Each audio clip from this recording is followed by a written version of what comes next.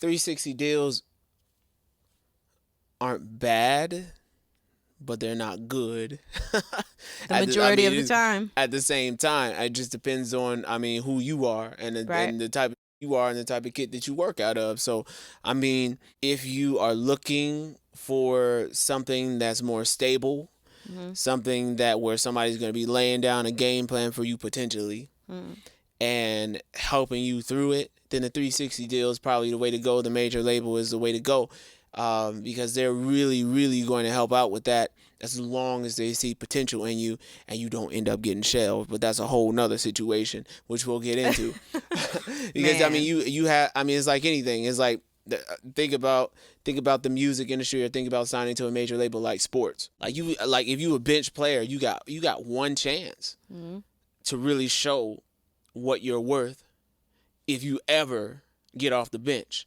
And if you get off that bench and you prove to them why you should have stayed on the bench, then you're gonna get benched. Probably not gonna end Then well. you're gonna get benched forever.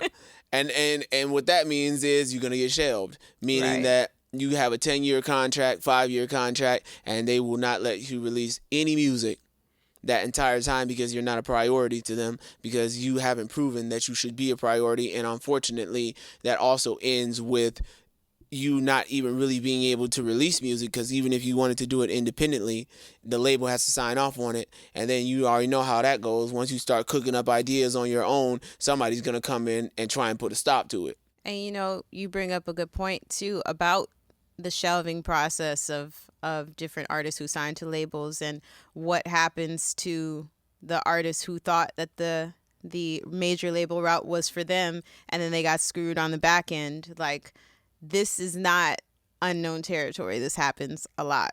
And it's happened to some of the acts in the industry that we've known for years and grew up listening to their music. Like, they ended up signing with the label. They rocked with the label for a while. The label ended up saying, no, you're not doing it for me no more. We're Right. on to the next one. Right. And then that artist ends up getting shelved to make room for the next, whoever that person is. And then that's something to consider as an independent. Is it worth signing a major label deal knowing that there's a potential of getting shelved? Is that risk worth it?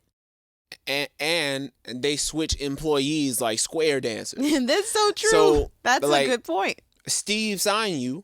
Right. By But the time Steve you might not get be there no more. ingested into the system, within the 3 months it takes, or even a week or two that it takes for you to sign your contract, depending on the lawyer you have and all that. By the time you finish doing all that, Steve is no longer there, and now Right. Stephanie is the new head of A&R, and Stephanie doesn't like you. Right. But Stephanie isn't going to terminate your contract. Stephanie is going to shelve you, and then Stephanie is going to bring in her artist to prove why she should have that position. I think that you bring up a really good point. Typically, record labels are not going to have the same couple people there in any given time. These offices are literally rotating the people in the offices like every couple months, and they're Yep. definitely rotating them every year.